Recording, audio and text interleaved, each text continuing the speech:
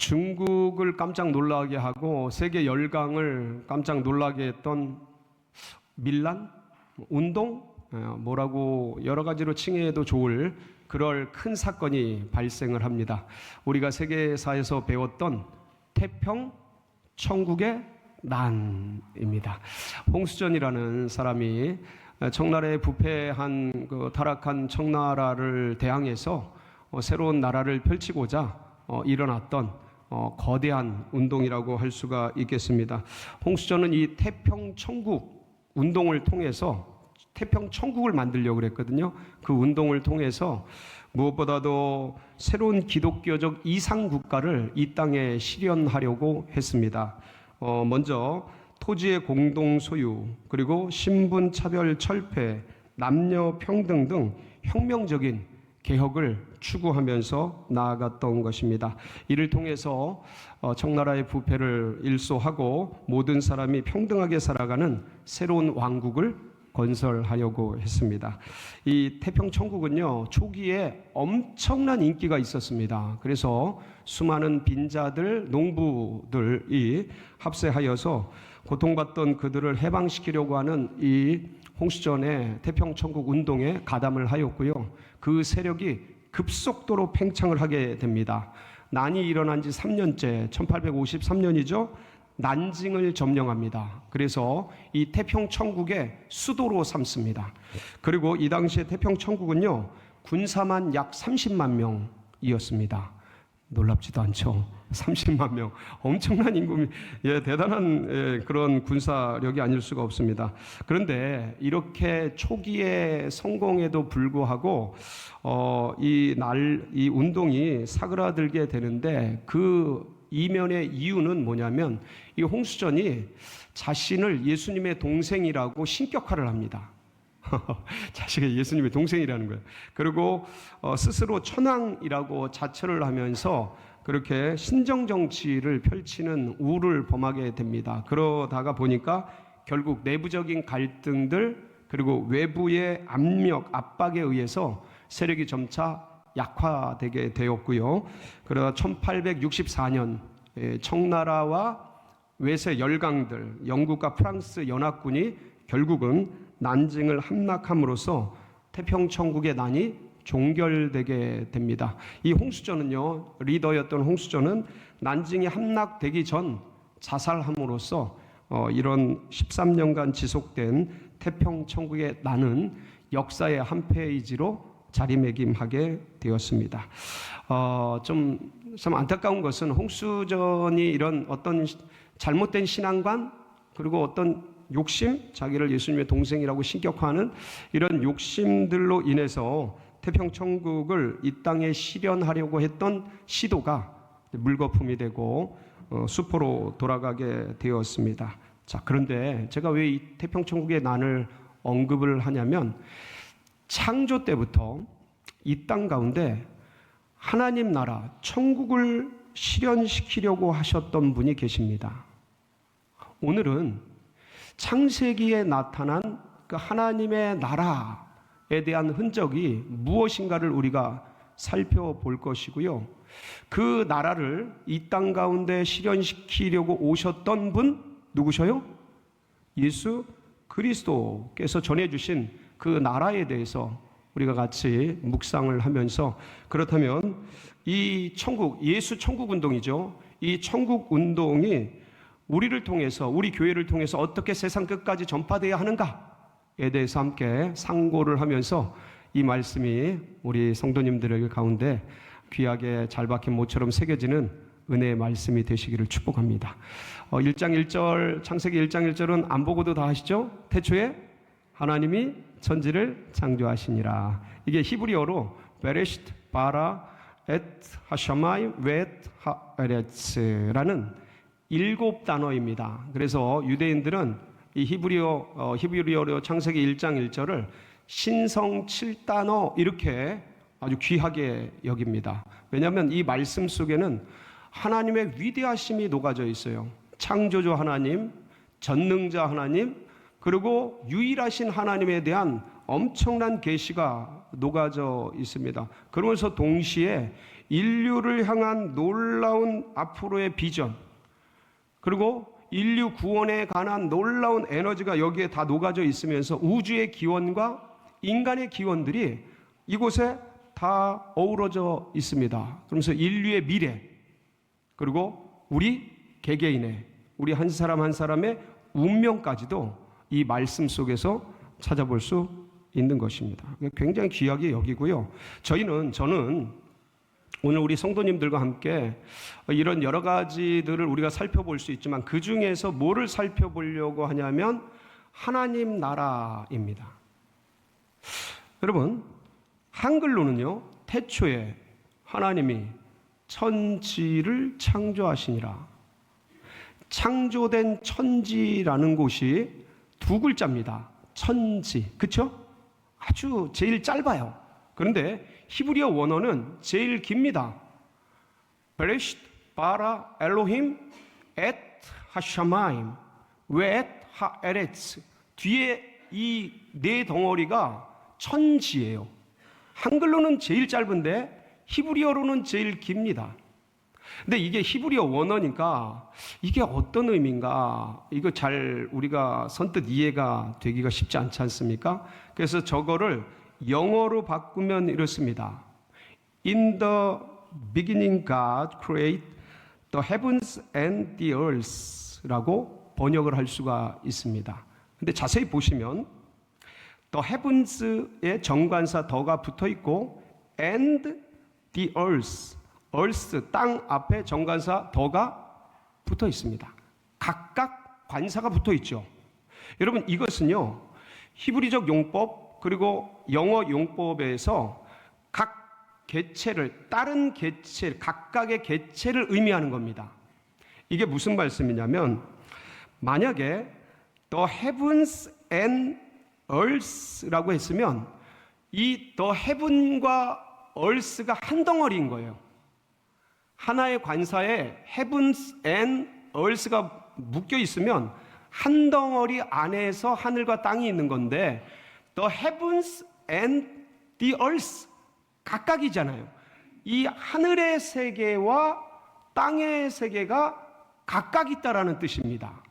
이게 관사의 용법이에요. 근데 이렇게 얘기를 해도 이게 무슨 말인지 어르신들은 아마도 이렇게 좀 이렇게 이해가 어려울 수 있습니다. 그래서 요거를 쉽게 강아지 비유로 영어로 설명하면 이렇습니다. 하얀색과 까만색이 섞여 있는 강아지 한 마리. 그러면 관사를 하나 써요. The black and white dog 이렇게 씁니다. 그럼 이거는 하얀색과 까만색이 섞여 있는 강아지 몇 마리? 한 마리예요. 아유, 방송실 최고예요. 이렇게 바둑이 같은 강아지 한 마리를 얘기해요. 관사가 하나 쓰였으니까. 근데 the black and the white dog 하면 까만 게 한 마리, 하얀 게 한 마리. 그래서 총 몇 마리요? 이렇게 되는 거예요. 두 마리. 자, 그러니까 the heavens 하샤마임, 이 하늘 세계, and 하아레츠, the earth, 땅의 세계가 따로따로 만들어진 거예요. 하늘 세계가 먼저 만들어지고 또 heavens가 만들어지고 그 다음 and the earth, 땅의 세계가 만들어진 거예요. 이 땅의 세계 내에 땅과 하늘이 있는 거예요. 그래서 창세기 1장 8절에 보면 이 the earth 내에 있는 하늘, 스카이가 만들어지게 됩니다. 우리 1장 8절 볼까요? 한번 시작. 하나님이 궁창을 하늘이라 부르시니라. 저녁이 되고 아침이 되니 이는 둘째 날이니라. 이 하늘은 헤븐이 아니고 뭐예요? 스카이예요. 물리적인 창공, 하늘이에요. 창세기 1장 1절에 the heavens, 하샤마임은 하늘 세계를 말하는 거야. 하늘 세계. 그러니까 이건 물리적인 세계가 아니고 영의 세계, 하나님의 나라, 천국을 말씀하고 있는 겁니다. 근데 이게 창세기 1장 1절에 나왔다가 창세기 1장 2절로 넘어가면 땅이 혼돈하고 공허하며 흑암이 깊음 위에 있고 하나님의 신은 수면을 운행하시니라 하면서 땅 얘기로 나오기 시작하고 이게 창세기 50장까지 계속되어집니다. 하샤마임, 또 헤븐스, 하늘의 세계는 사라지고 무슨 얘기만 나와요? 땅의 얘기만 쭉 나오게 됩니다. 그럼 사라진 하나님의 나라, 천국에 대한 이야기는 어디서 찾을 수 있을까? 여러분, 구약에요, 하나님 나라에 대한 이야기가 흐릿하게 나옵니다. 잘 안 보여요. 근데 분명히 나와요. 너무 흐릿해. 이 예언자와 선지자들이 하나님 나라에 대해서 쓰긴 썼는데 그거를 우리가 신자들이 찾기가 너무 어려워요. 흐릿해. 근데 신약에 넘어오면 하나님 나라가 계시가 됐기 때문에 사도들에 의해서, 속사도들에 의해서, 예수 그리스도의 제자들에 의해서 하나님 나라가 선명하게 계시되기 시작합니다. 기록되기 시작해요. 그래서 그 하나님 나라, 드러난 하나님의 나라에서 설명을 하는데 그 설명하는 사도들 중에 최고가 누구였냐면 사도 바울이에요. 저는 이 말씀을 준비하면서 이런 것 때문에 석학이고 히브리어에 능통하고 하나님의 나라에서 박식했던 이 사도 바울을 그렇게 급하게 하나님이 택하셨구나. 이렇게 영의 세계에 대해서도 달통하고 그리고 이것을 문장과 언어로 기록할 수 있는 뛰어난 석학이었던 사도 바울을 그래서 주님이 급하게 택하셨구나라는 것들을 이해할 수가 있었습니다. 왜냐하면 사도들 중에 이렇게 선명하게 그 창세기 1장에서 사라졌던 하나님의 나라를 자세히 묘사한 사도가 사도 바울 외에는 잘 없습니다. 바울은요, 에베소 교우에게 이렇게 말씀합니다. 에베소서 3장 9절입니다. 같이 한번 읽어볼까요? 시작. 비밀의 경륜이 어떠한 것을 드러내게 하려 하심이라. 자, 영원부터 만물을 창조하신 하나님 속에 감춰졌던 비밀의 경륜이 어떠한 것을 드러내게 하려 함이니라. 어쨌든 이 말씀 하심이라. 이 말씀 속에서 뭐가 감춰졌어요? 비밀이 감춰졌어요. 그 비밀이 뭘까요?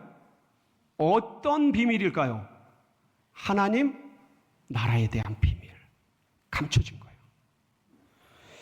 이런 것들에 대해서 셋째 하늘까지 올라가서 내 안에 있었는지 내 밖에 있었는지 너무 그 놀라운 계시와 환상이 그 황홀했던 바울 안에 계시됐던 하나님 나라가 골로새 교회에는 어떻게 표현되냐면 이렇게 표현됩니다. 골로새서 1장 26절이죠. 시작. 이 비밀은 만세와 만대로부터 감춰졌던 것인데 이제는 그의 성도들에게 나타났고, 바로 아까 비밀이라고 그랬죠. 감춰졌던 비밀, 그것이 나타났는데 언제부터? 만세와 만대로부터 감춰졌던 비밀이라는, 그것이 나타났다는 거예요. 이제 누구에 의해서요? 예수님에 의해서 나타났죠. 그걸 지향하는 거예요. 자, 근데 좀 더 보겠습니다. 로마 교회의 교우들에게 편지한 바울의 서신을 보면 이렇습니다. 로마서 16장 25절 26절인데 시작. 나의 복음과 예수 그리스도를 전파함은 창세 전부터 감춰졌다가 이제는 나타내신 바 되었으며 영원하신 하나님의 명을 따라 선지자들의 글로 말미암아 모든 민족이 믿어 순종하게 하시려고 알게 하신 바 그 신비의 계시를 따라 된 것이니 이 복음으로 너희를 능히 경고하게 하실. 그러니까 나의 복음과 예수 그리스도를 전파함은 언제부터 감춰졌다가? 영세 전에. 제가 그랬잖아요. 창조, 이 세상이 창조되기 전에 천이 먼저 하샤마임, 또 헤븐스가 먼저 주님에 의해서 창조가 되었고 그 다음에 땅의 세계가 창조되었는데 그 창조된 세계가 사라졌다는 거예요. 감춰졌다라는 거죠. 인간들의 의식 속에, 인간들의 어떤 것 속에 사라진 거예요. 그래서 고린도전서에는 이거를 은혜, 지혜라고 합니다. 우리 2장 7절 한번 볼까요? 고린도전서 시작. 오직 은밀한 가운데 있는 하나님의 지혜를 말하는 것으로 곧 감춰졌던 것인데 하나님이 우리의 영광을 위하여 만세전에 미리 정하신 것이라. 하나님의 지혜, 하나님의 나라, 하나님의 비밀, 하나님의 경륜, 그게 감춰졌던 거예요. 그리고 창세 전에, 영세 전에, 그 모든 세상 만물이 시작하기 전에 만들어 두셨는데 감춰졌다가 이제 우리의 영광을 위하여 새롭게 드러내는 거죠. 하나님의 나라를. 그래서 여기서 바울 사도가 언급했던 감춰진 비밀, 감춰진 지혜, 감춰진 하나님 나라, 감춰진 하나님의 경륜, 그게 누구를 지향하고 있어요?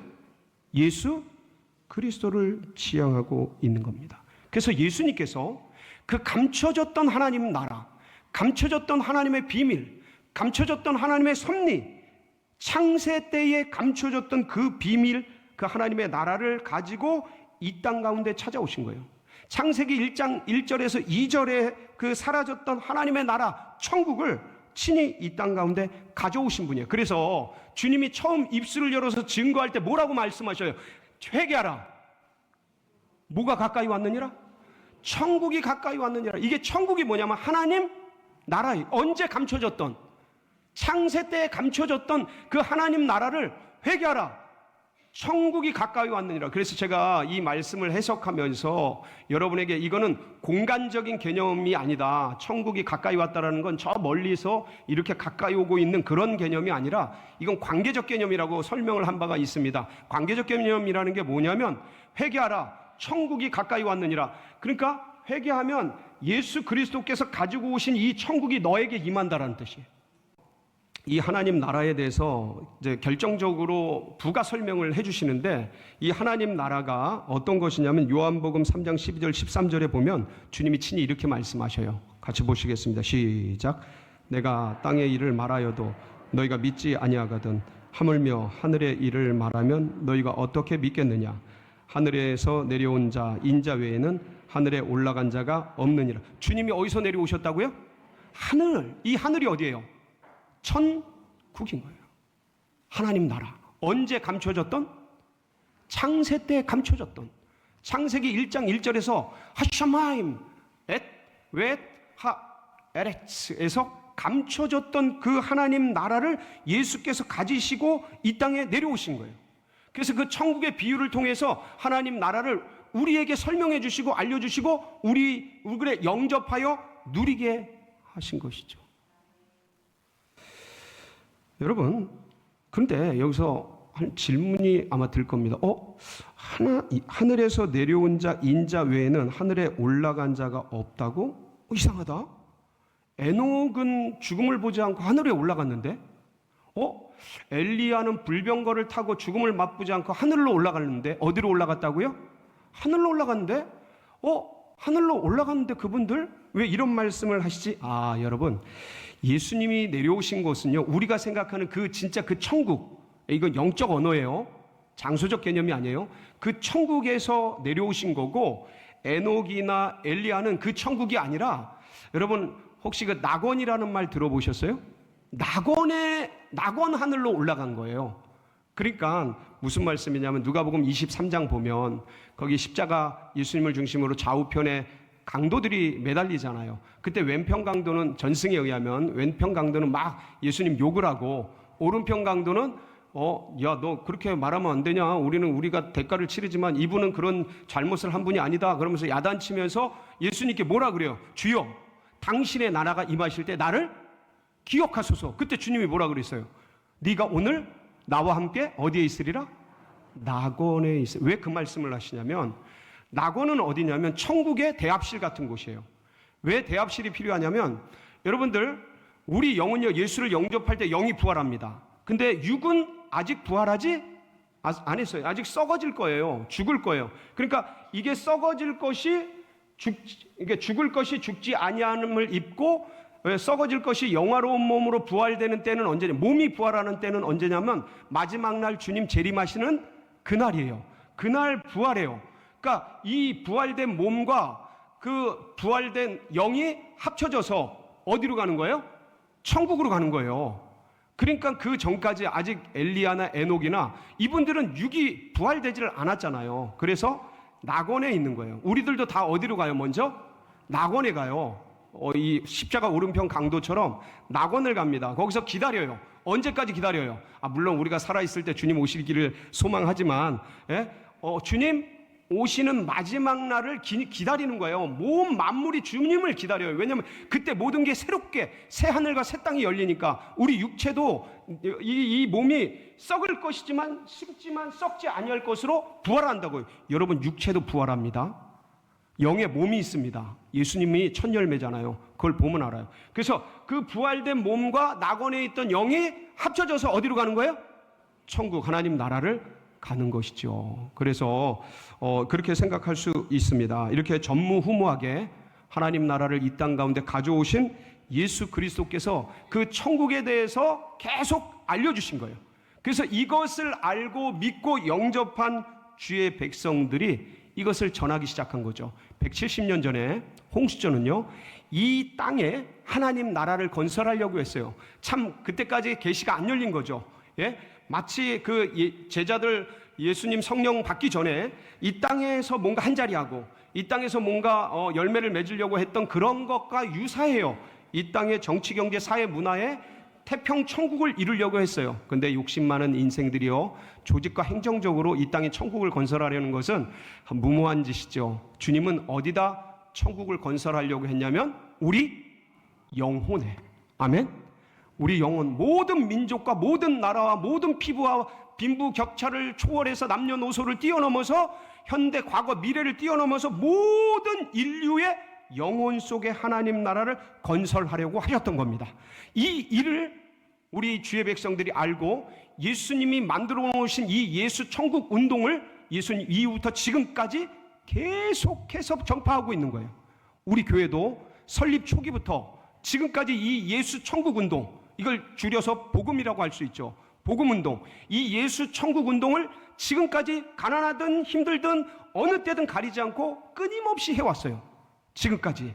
그래서 가까이 있는 이웃에게, 멀리는 해외 선교사들에게 이 복음 운동을, 예수 천국 운동을 전하기 위해서 몸부림을 치면서 애쓰면서 기쁨으로 즐거움으로 감당하면서 여기까지 왔습니다. 그런데 지금 굉장히 우리 교회로서는 중대한 시기에 놓이게 되었습니다. 여러분도 아시다시피 다음 달에 우리 둔촌동 성전 부지가, 그린벨트가 해제되느냐 마느냐 하는 기로에 놓이게 됐습니다. 그리고 둔촌 아파트 저 12,000 가구가 넘는 가구가 다음 달부터 입주하게 됐습니다. 그런데 이 중대차한 시기에 하나님께서는 1년 전에 저도 모르고 우리 당회원들도 성도들도 사실은 지금 이런 시기가 이렇게 될 줄 아무도 모르던 때에 10월 9일 날 한글날 공휴일 날 우리 같이 모여서 체육대회 하자라는 계획을 세우게 되었습니다. 그때는 이게 이렇게 움직일 줄 아무도 잘 몰랐어요. 근데 놀라우신 섭리를 하고 계신 예수 그리스도 하나님께서 우리 교회에 놀라운 계획을 이루어 주시려고 이날 이때에 전 교우들이 모이게 하신 거예요. 왜? 11월 달 중대찬 그날을 기다리면서 전 교우가 모여서 뭐 하라고요?